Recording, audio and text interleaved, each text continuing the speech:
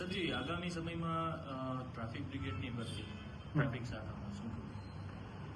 આમ રાજકોટમાં દિન પ્રતિદિન જે રીતે દર વર્ષે 1 લાખ જેટલા વાહનો નવા ઉમેરાતા જાય છે એ પ્રમાણે ટ્રાફિકને નિયમન કરવા માટેના સ્ટાફની પણ જરૂરિયાત વધતી રહે છે.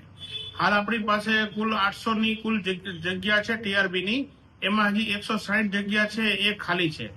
તો આપણે એની ભરતી કરીએ જેથી કરીને ઘણી જગ્યાએ હાલ અમે જ્યાં ટ્રાફિક બ્રિગેડ નથી મૂકી શકતા તો ત્યાં અમે ટ્રાફિક બ્રિગેડ પણ મૂકી શકીએ અને ટ્રાફિકનું નિયમન વધારે સારી રીતે કરાવી શકીએ વાર તહેવારે.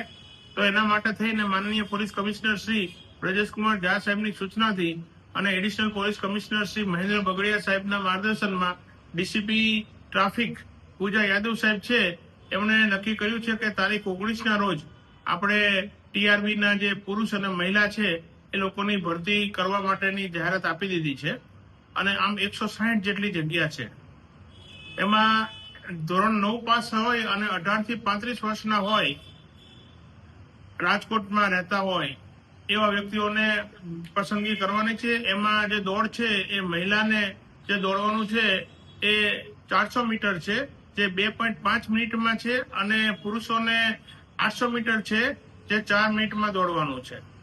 પુરુષો માટે જે હાઈટ છે એ 5.5ની છે મિનિમમ અને લેડીઝ છે એના માટે 5 ફૂટની હાઈટ આવશ્યક છે.